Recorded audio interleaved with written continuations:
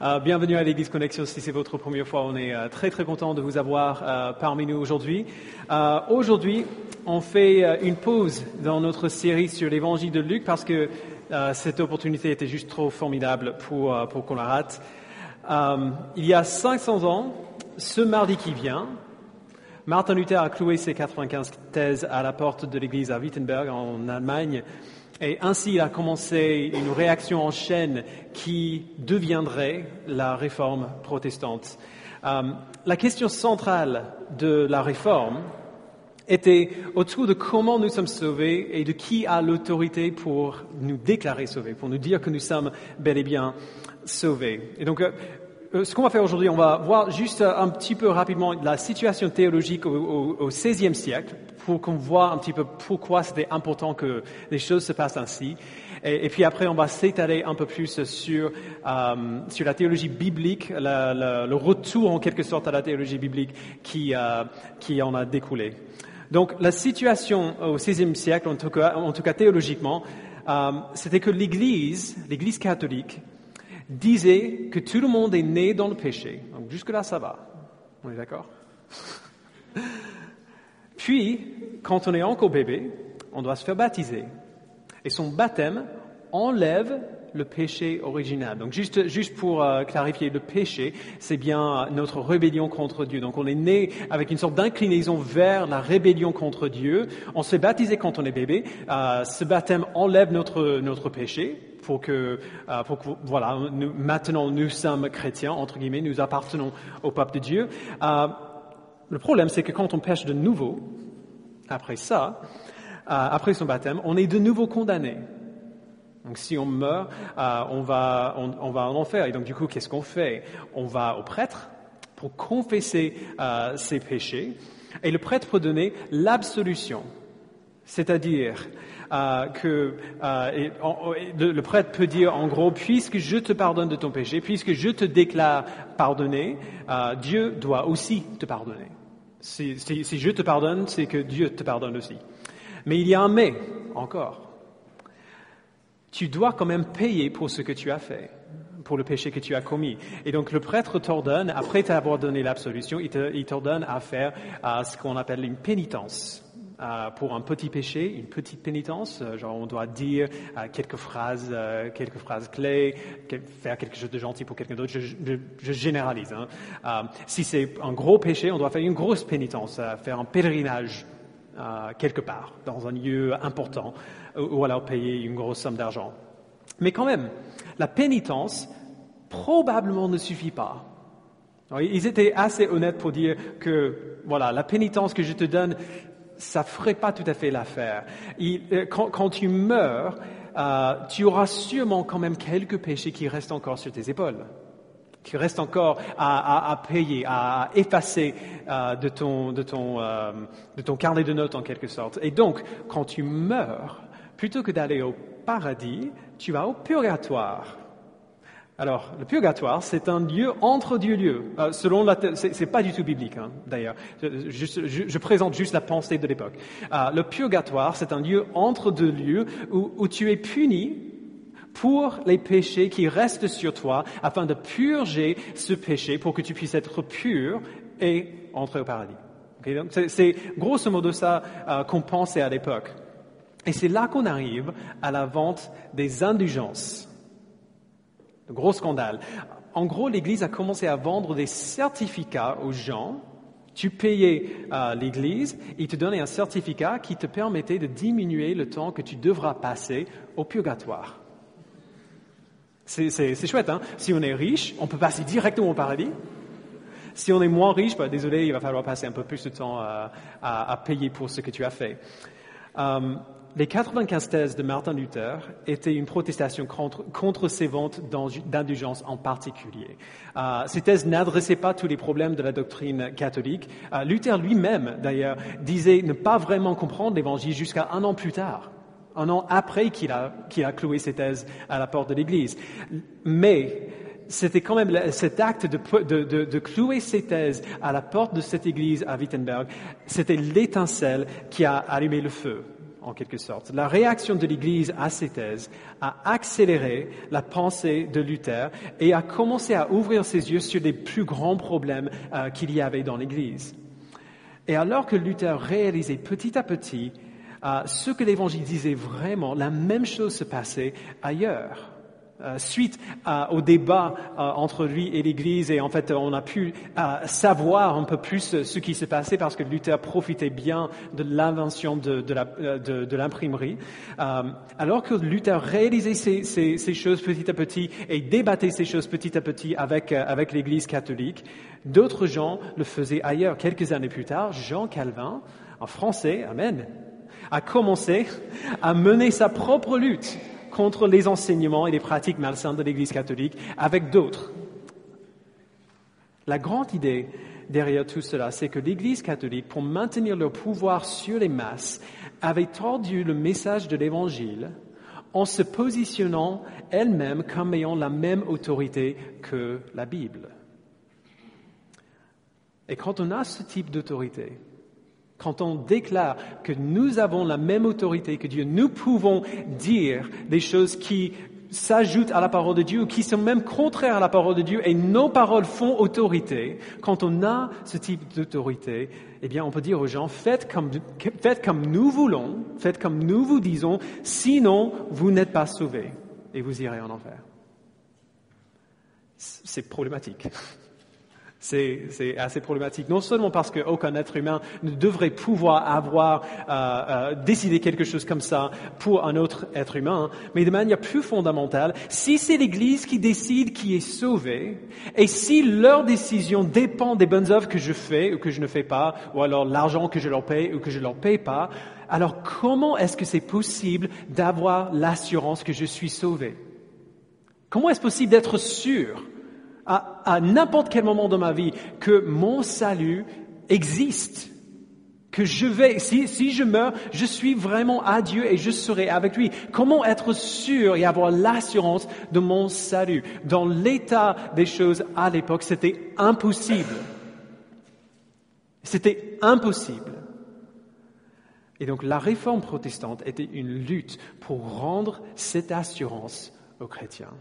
L'assurance que la Bible donne. Ils sont retournés aux Écritures afin de se demander non pas qu'est-ce que l'Église dit sur le salut, mais plutôt qu'est-ce que Dieu dit sur le salut dans sa propre parole. Comment est-ce que nous sommes sauvés et qui en est responsable? Alors, et donc c'est de ça qu'on va parler ce matin. Il y a une multitude d'endroits où on pourrait aller pour voir la réponse à cette question dans la Bible, mais un des endroits préférés, si vous me connaissez un petit peu, vous le saurez déjà. Un de mes endroits préférés pour répondre à cette question, c'est dans le premier chapitre de la lettre de Paul aux Éphésiens. Dans ce chapitre, et donc je vous invite à aller dans vos Bibles, à Éphésiens chapitre 1. Dans les Bibles de l'Église, c'est sur la page, je le trouverai,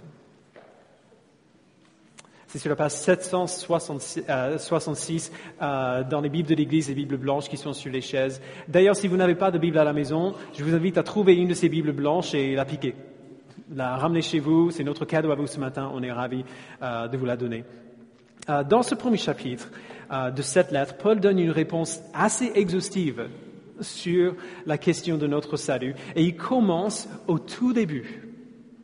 Avant la repentance, avant la conversion, avant que nous fassions quoi que ce soit, en regardant à la raison pour laquelle toutes ces choses se passent, pourquoi nous avons la foi, pourquoi nous nous repentons, pourquoi nous vivons pour Jésus par la suite. Et donc, on n'aura pas le temps de tout voir, ou de voir tout ce que Paul dit dans ce passage. En gros, les 14 premiers versets du chapitre 1 sont juste de l'or.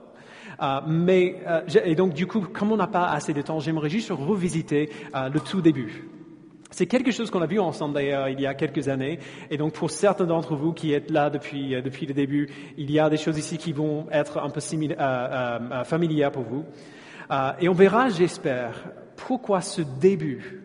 Pourquoi pas juste notre foi et notre repentance et la manière dont nous sommes déclarés justes par Dieu, mais même avant cela, pourquoi ce début, ce fondement de notre salut va direct au cœur de ce que nous célébrons lorsque nous célébrons l'anniversaire de la Réforme. Donc je vous invite à lire avec moi à partir du verset Allez, à partir du verset 1. De la part de Paul, apôtre de Jésus-Christ, par la volonté de Dieu, aux saints qui sont à Éphèse et qui sont fidèles en Jésus-Christ, que la grâce et la paix vous soient données de la part de Dieu notre Père et du Seigneur Jésus-Christ. Béni soit le Dieu et Père de notre Seigneur Jésus-Christ, qui nous a bénis de toute bénédiction spirituelle dans les lieux célestes en Christ.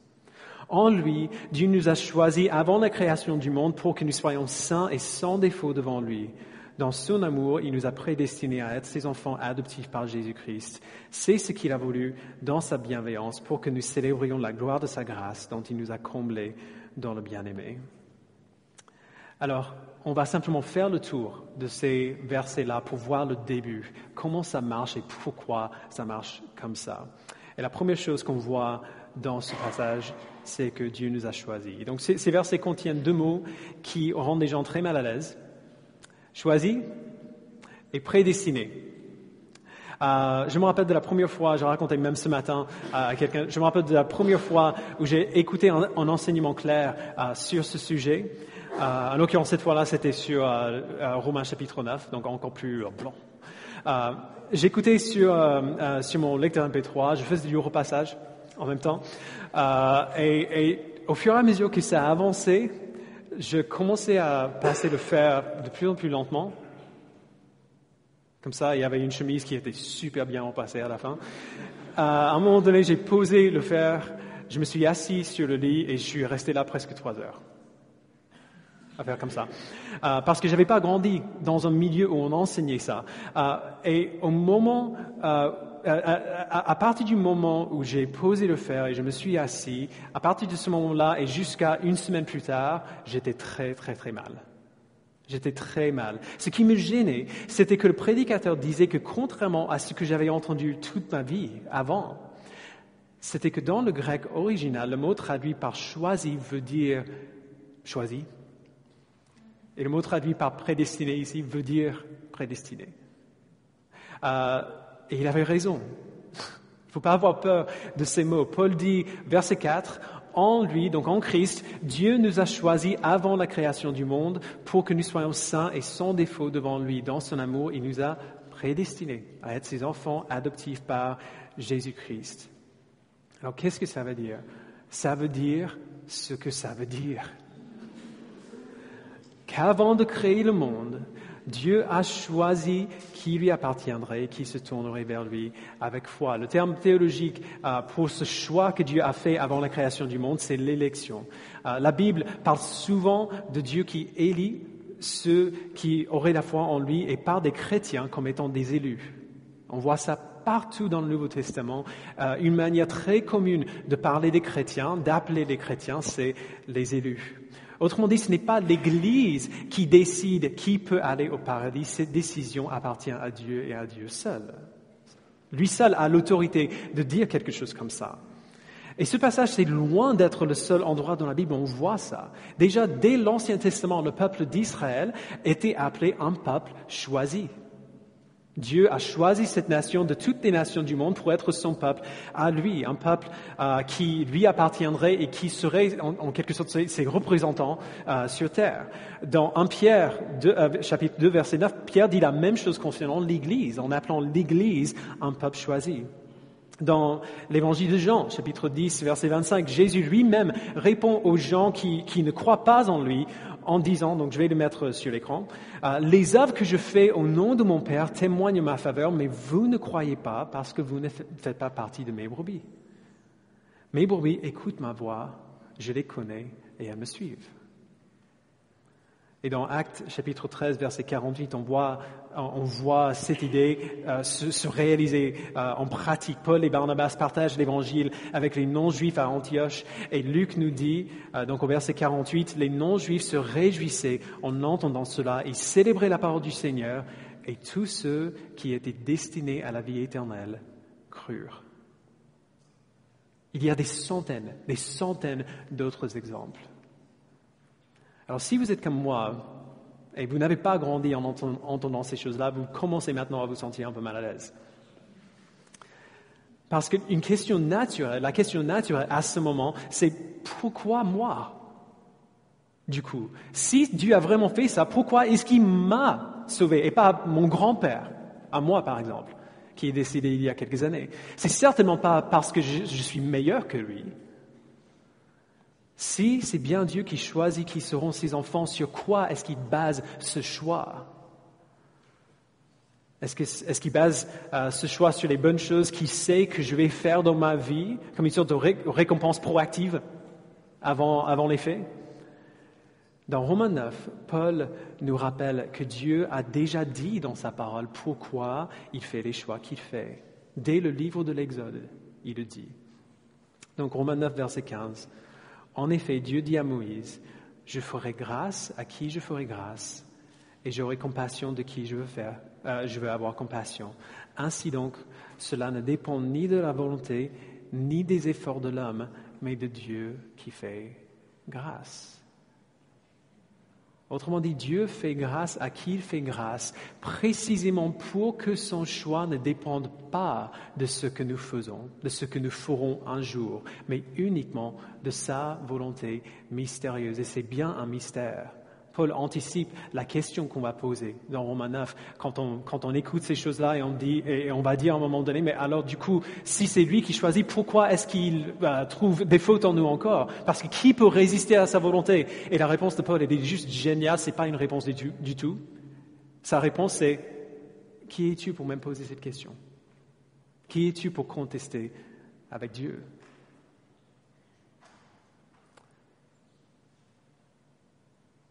La Bible nous dit que Dieu nous choisit librement et inconditionnellement, c'est-à-dire son choix n'a rien à voir avec qui nous sommes, avec ce qu'on fait ou ce qu'on va faire ou pas faire, à notre qualité en tant qu'être humain.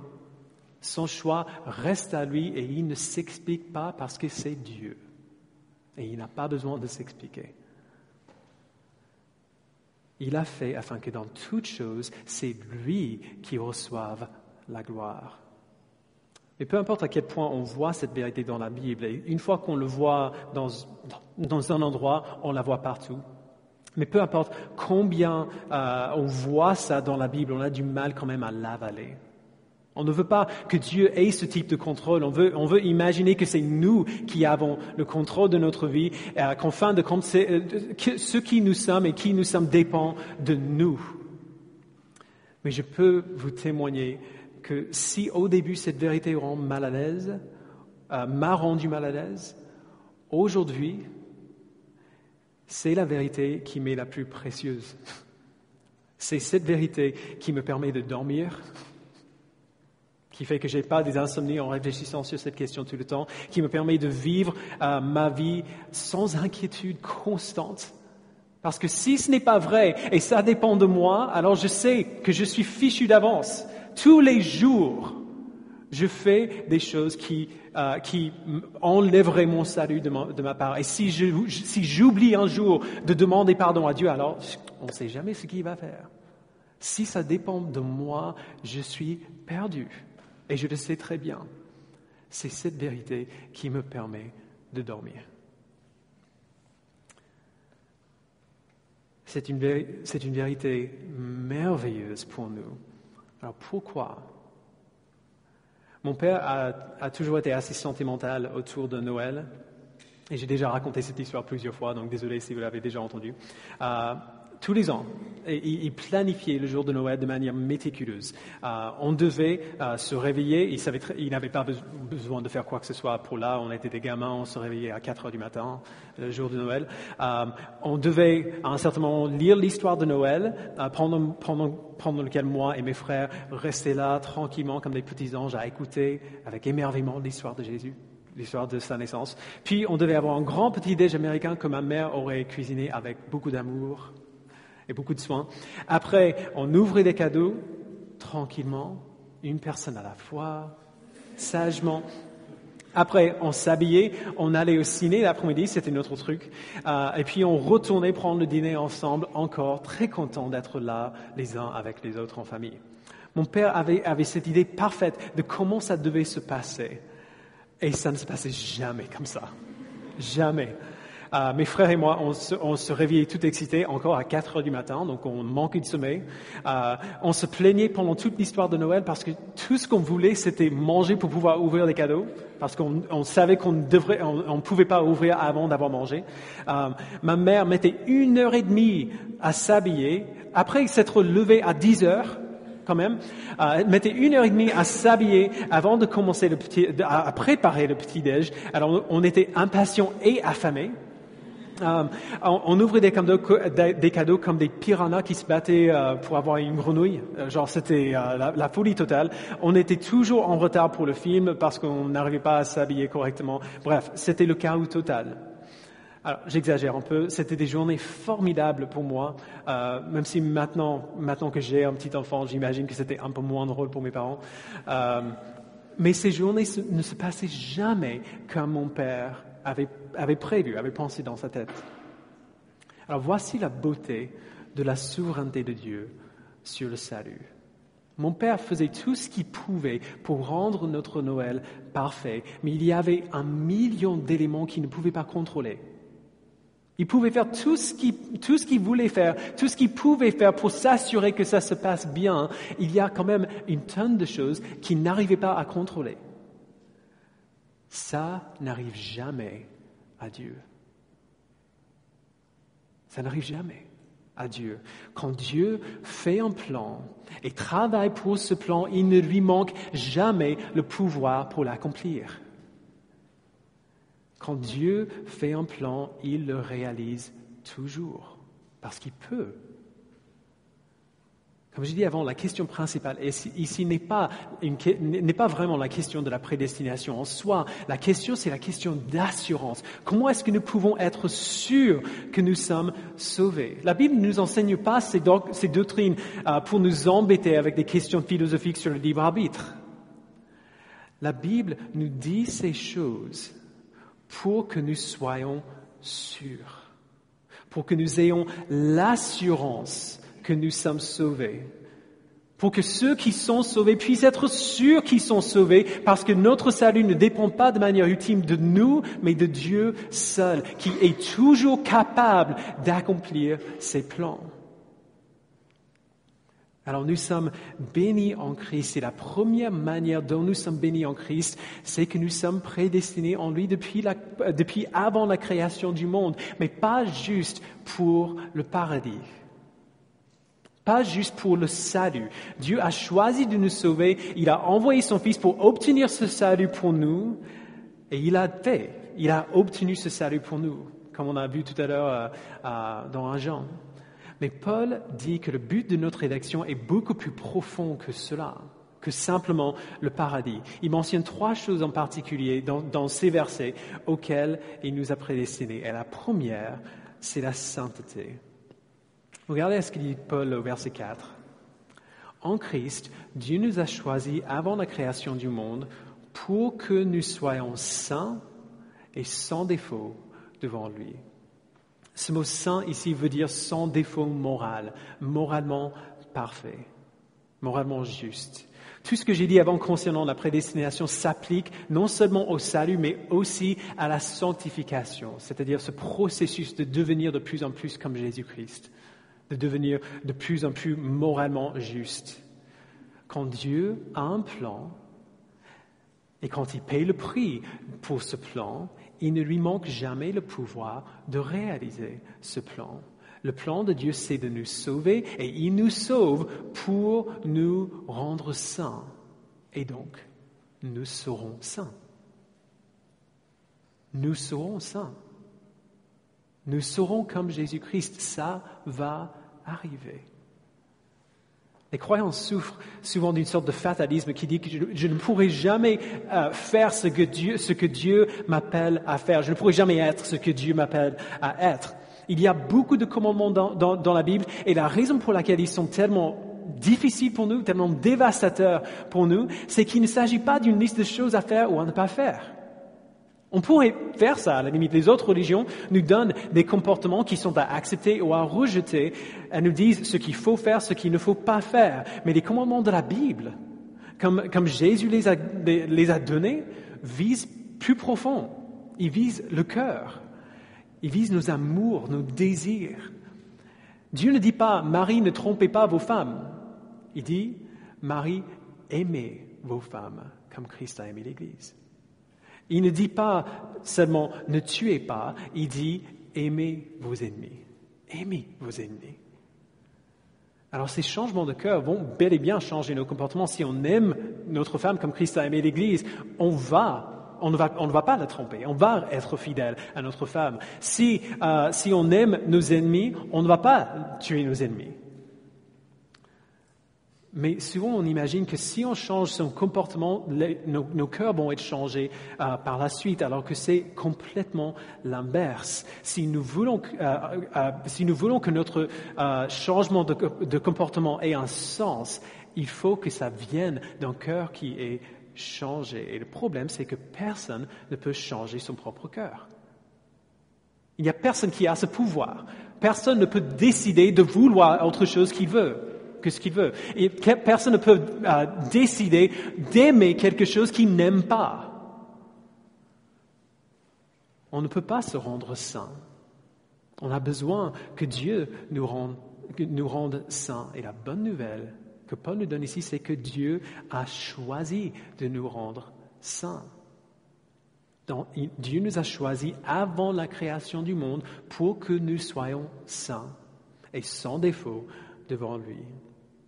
Un des meilleurs textes, à part celui-ci, qui est à ce sujet, se trouve dans le livre d'Ézéchiel, au chapitre 36. Dieu dit par le prophète Ézéchiel, chapitre 36, verset 25, « Je vous aspergerai d'eau pure et vous serez purifiés. Je vous purifierai de toutes vos impuretés et de toutes vos idoles. Je vous donnerai un cœur nouveau. Et je mettrai en vous un esprit nouveau. Je retirerai de votre corps le cœur de pierre et je vous donnerai un cœur de chair. C'est mon esprit que je mettrai en vous. Ainsi, je vous ferai suivre mes prescriptions, garder et respecter mes règles. Je ferai en sorte que vous suiviez mes commandements. » Alors pourquoi est-ce que cette vérité-là est tellement fondamentale à la réforme que nous fêtons ? Pourquoi est-ce que c'était central dans les esprits des réformateurs? C'est fondamental parce que l'Église catholique disait que la sainteté est nécessaire pour le salut. Si tu veux être sauvé, il faut être saint. Si tu veux être sauvé, il faut obéir au commandement de Dieu, alors que la Bible dit exactement l'inverse. Si tu veux obéir, il faut être sauvé. Si tu veux être saint, il faut être sauvé. Personne ne peut être saint en dehors de cette œuvre de salut que Dieu donne. Personne ne peut grandir dans sa ressemblance à Jésus-Christ sans que l'Esprit fait ce travail en nous. Avant la création du monde, Dieu a choisi de nous sauver et il a choisi de nous rendre saints et son plan n'échouera pas. Si nous lui appartenons, si nous avons vraiment été transformés par son esprit, nous allons marcher de plus en plus en conformité avec sa nature et son caractère. On va lui ressembler de plus en plus. Et lorsqu'on arrive enfin devant Dieu au paradis, il aura complété l'œuvre qu'il a commencée. Dans cette vie sur terre, il restera toujours des choses à perfectionner, toujours des domaines dans lesquels nous avons besoin de grandir. Mais quand nous nous tiendrons devant lui, il va terminer ce travail. Il nous rendra parfaitement, définitivement saints. Son plan n'échouera pas. Ensuite, après nous avoir choisis pour le salut et pour la sanctification, il nous choisit pour l'adoption. Celui-ci est le meilleur. Et c'est même pas le meilleur. Le meilleur reste à venir. Dieu nous a choisis, ne nous a pas choisis pour créer une sorte d'ordre monastique. Une armée de bienfaiseurs qui ferait tout ce que Dieu dit, qui ne ferait que faire du bien. Alors, ça fait partie, faire le bien, faire ce qu'il ordonne, fait partie de ce qu'il veut, mais il veut plus que cela. Il ne veut pas simplement une armée qui fait sa volonté, il veut des fils et des filles. Et donc, il nous a choisis afin que nous soyons ses fils et ses filles. Verset 5, il nous a prédestinés à être ses enfants adoptifs par Jésus-Christ. Jack adore entendre l'histoire de sa naissance. Il demande au moins une fois par semaine. Quand on est sur la route de l'école, je l'amène à l'école tous les jours et donc on discute pendant qu'on marche. Et il demande au moins une fois par semaine d'entendre l'histoire de sa naissance. Parce qu'après un long accouchement, quand Loan a enfin réussi à la sortir, et j'ai vu ce garçon pour la première fois, j'ai perdu tous mes moyens. Je pleurais comme un malade, au point où je faisais pleurer les infirmières qui étaient dans la pièce. Rien que d'en parler, ça me... Jamais de ma vie, je n'avais ressenti un amour comme ça. On a plusieurs amis qui ont adopté des enfants.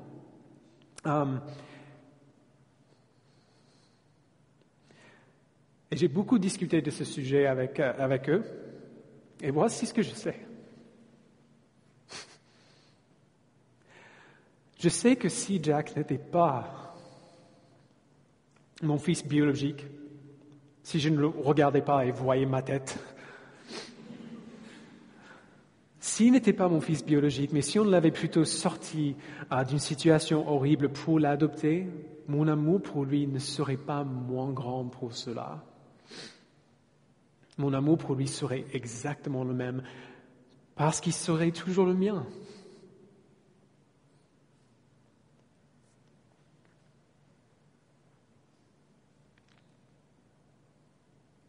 C'est mon fils. Et c'est parce que c'est mon fils que je l'aime autant. Chacun de nous est naturellement séparé de Dieu. Nous sommes morts dans nos péchés. Sur ce point-là, l'Église catholique avait raison. Nous sommes nés dans nos péchés et nous sommes spirituellement morts dans ces péchés-là. Nous sommes tous des créatures de Dieu, mais nous ne sommes pas tous ses fils et ses filles.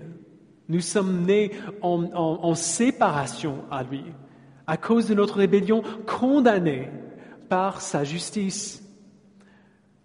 Nous sommes tous des créatures de Dieu, mais nous ne sommes pas tous ses fils et ses filles. Et Jésus le dit le plus brutalement. Dans Jean 8, il parle à des gens qui le rejettent et il dit au verset 44, « Vous avez pour père le diable et vous voulez accomplir les désirs de votre père. » C'est l'état naturel de chacun d'entre nous, de tout le monde ici. Naturellement, on a tous pour père le diable. Et on le voit parce qu'on veut tous accomplir les désirs de notre père. Naturellement, on est tous enclins au péché, à la rébellion, à un désir qui dit que c'est moi le plus important, que c'est moi le premier. On est tous naturellement des fils et des filles du diable, et le diable est un père horrible, maléfique et abusif. Alors le seul secours pour nous, la seule solution à notre situation désespérée, c'est d'être adopté par un autre père. Si vous avez été abusé par vos parents, vous comprendrez pourquoi c'est tellement vital et pourquoi c'est une si bonne nouvelle. Parce que Paul dit que Dieu fait exactement cela. Il nous secourt de notre père abusif et il devient un père parfait. Un père qui prend toujours parfaitement soin de nous, qui nous aime tels que nous sommes vraiment. Bien que nous soyons séparés de lui, bien que nous soyons naturellement tous en rébellion contre lui, il a souverainement choisi de nous adopter. Dans son amour, il nous a prédestinés à être ses enfants adoptifs par Jésus-Christ. Et c'était bien avant la création du monde. Donc bien avant que nous faisons quoi que ce soit de bien et en sachant très bien tout le mal qu'on allait faire. Nous avons peut-être eu des parents et un demeure sur terre, mais ce demeure et ces parents ne vont pas durer très longtemps. Ils vont durer aussi longtemps que nous vivrons. Nous n'avions aucun demeure permanent qui durerait pour toute l'éternité. Et donc c'est ça que Dieu nous a donné. Il nous a donné un demeure éternelle, une famille éternelle. Il nous a adoptés comme ses fils et ses filles et il est devenu notre Père. Et l'amour qu'il a pour nous. Vous voyez combien j'aime mon fils. Ça m'émeut beaucoup d'en parler. Je suis un père horrible. Je suis un père pécheur. Je suis un père profondément imparfait. Donc, imaginez-vous une seconde l'amour que doit avoir notre Père parfait pour nous. Qui nous a choisis avant même de créer le monde en sachant très bien toutes les raisons pour lesquelles nous ne mériterons pas son amour. Et il a fait quand même. Il a fait quand il a envoyé Jésus à la croix. Nous étions séparés de lui sous sa condamnation et à la croix, Jésus a pris notre place. Comme on a vu tout à l'heure, il est devenu le sacrifice expiatoire pour nos péchés. Il a su faire ce que nous méritions afin que nous n'ayons pas à le souffrir. Et il nous a donné sa vie parfaite afin que Dieu puisse nous adopter en tant que fils et filles parfaits. Il peut nous déclarer justes grâce à la vie que Jésus-Christ a vécue pour nous.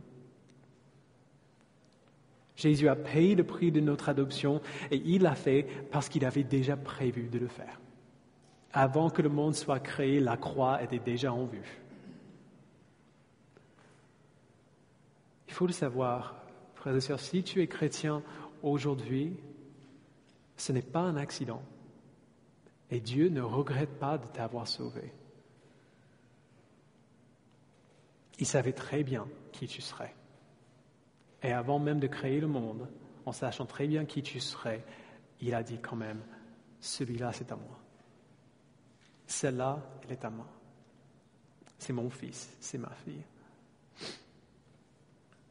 Alors, il faut quand même se demander quel est le but de tout ça. Est-ce que Dieu le faisait juste parce qu'il voulait une grande famille? Pourquoi est-ce que Dieu nous prédestine à l'adoption et à la sainteté et au salut? Cette idée est difficile à comprendre et elle est d'autant plus difficile à accepter. Alors pourquoi essayer? Pourquoi est-ce qu'on fait tous ces efforts pour digérer ces informations que Paul nous donne ici ce matin? Pourquoi ne pas simplement passer à côté de ce qui nous rend mal à l'aise et faire comme s'il n'avait rien dit? Ou alors lire rapidement et se laisser imaginer que Paul voulait vraiment dire autre chose que ce qu'il dit. On ne doit pas passer à côté ou essayer de l'ignorer ou de le réinterpréter à notre sauce parce que l'enjeu est bien trop grand. Il ne pourrait pas être plus grand. L'enjeu ici, c'est la gloire même de Dieu. Et c'est ce qu'on voit dans le verset 6. Donc relisons le verset 5 ensemble et cette fois-ci on va continuer.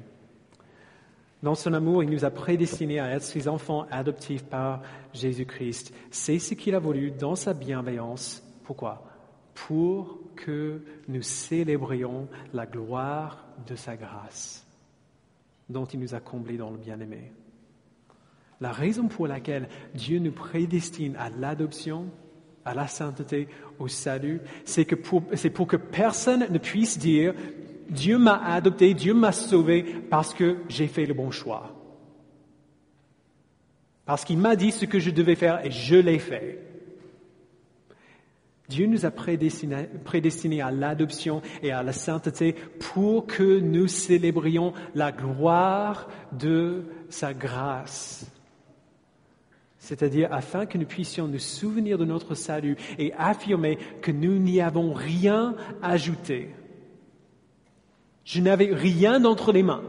Je n'avais rien à apporter, rien à contribuer à mon salut. Il nous a prédestinés afin d'être pleinement glorifiés par notre salut.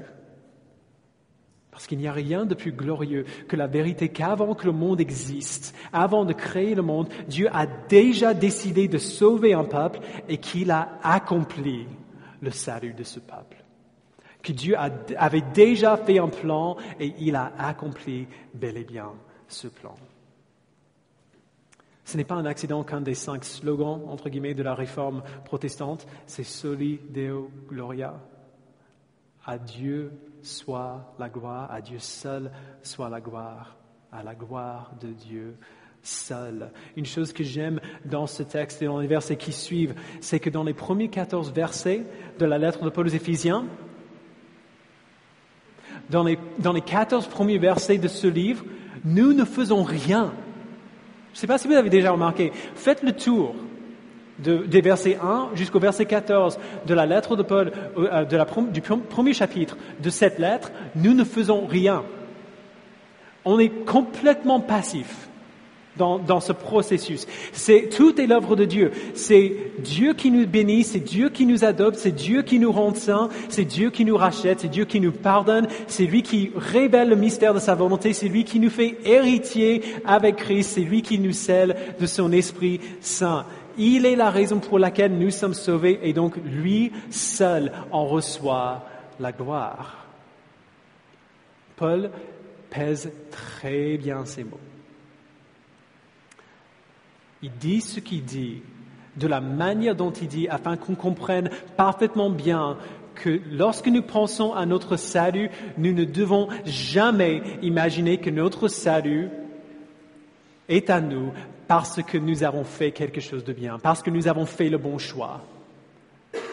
Nous sommes sauvés parce que Dieu nous a sauvés. Du début à la fin, Dieu nous a sauvés.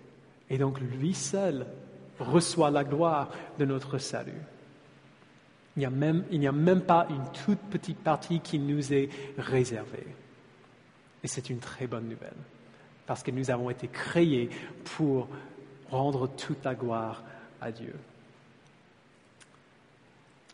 Alors, pour terminer aujourd'hui, je veux regarder à 2 implications assez importante de ces vérités. Pourquoi est-ce qu'on y tient à ce point?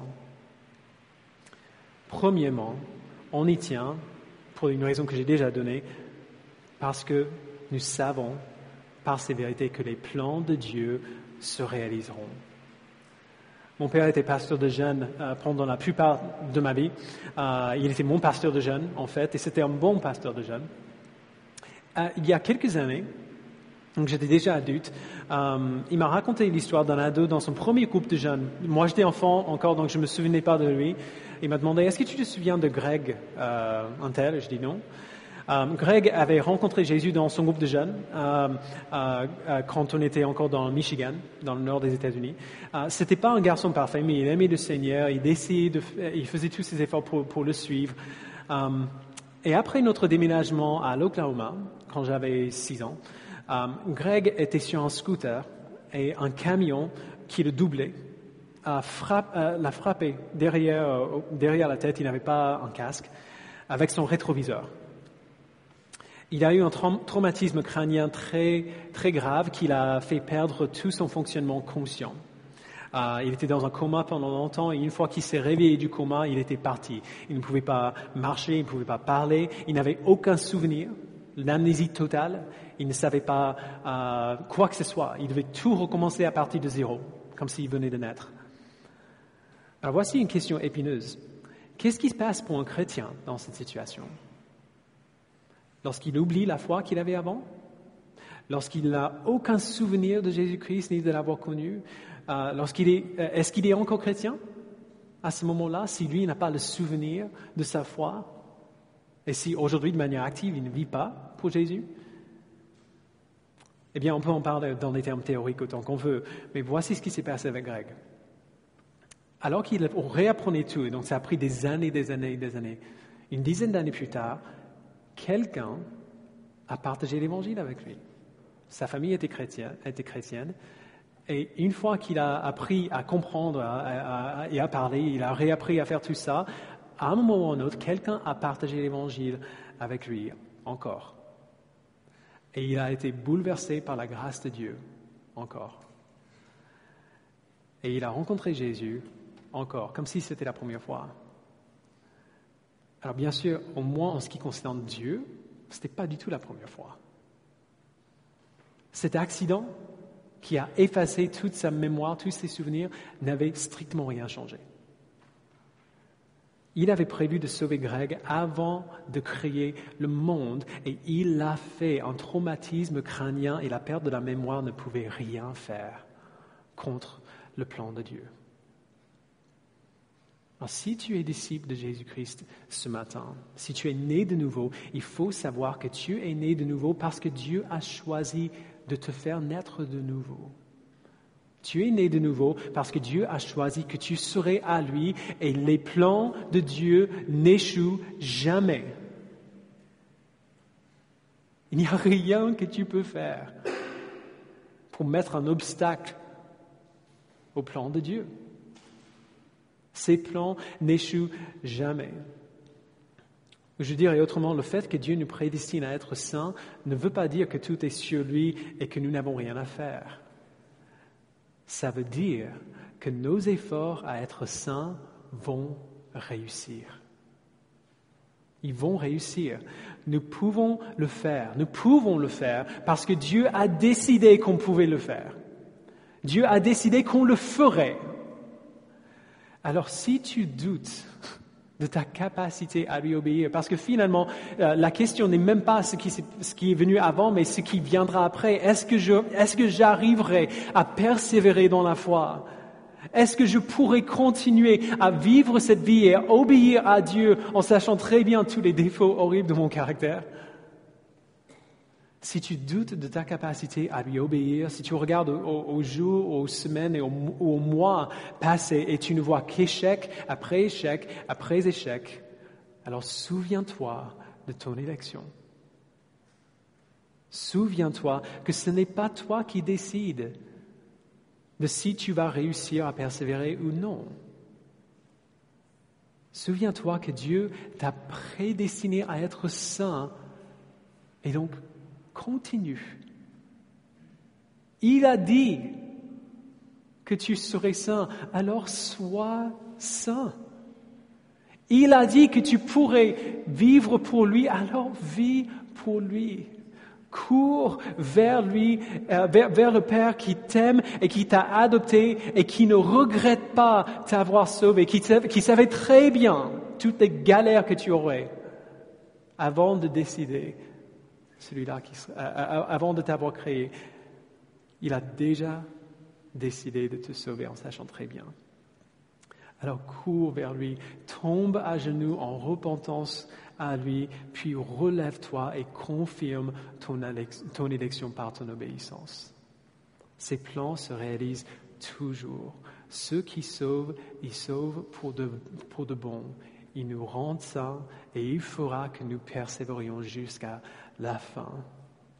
Ces plans se réalisent toujours pour sa gloire. La deuxième implication, c'est pour ceux qui ne connaissent pas encore Jésus. Peut-être que tu écoutes tout cela et tu penses, ok, ça a l'air pas mal. En tout cas, si c'était à moi, ça a l'air pas mal. Mais qu'en est-il pour moi du coup? Voici le truc, tu ne peux pas, si tu ne connais pas Jésus aujourd'hui et tu imagines que et c'est peut-être bien pour les autres, je vois bien pourquoi Dieu sauverait celui-là ou celui-ci, mais moi, j'ai quand même du mal à croire qu'il ferait ça. Mais tu ne peux pas savoir que Dieu n'a pas choisi de t'adopter toi aussi.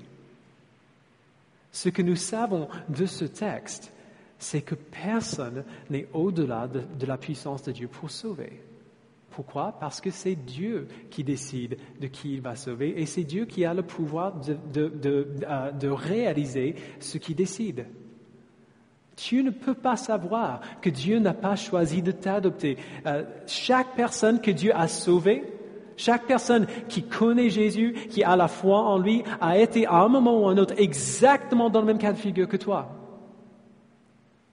Nous avons tous été là à un moment ou à un autre dans nos vies. Et Dieu nous a sauvés. Non pas à cause de quoi que ce soit de bon en nous, mais parce qu'il a décidé de le faire, à cause de sa bonté et sa grâce parfaite. Jésus dit dans Jean 6, verset 37, « Tous ceux que le Père me donne viendront à moi, et je ne mettrai pas dehors celui qui vient à moi.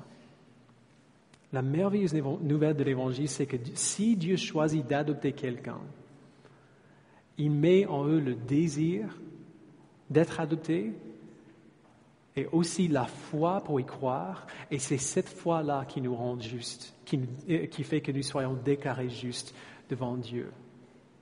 Si Dieu décide d'adopter quelqu'un, il met en nous le vouloir et le faire, le désir et le pouvoir, le vouloir et l'acte. Et donc, si tu veux connaître Jésus-Christ, si tu veux venir à lui pour être sauvé et adopté par lui, alors viens.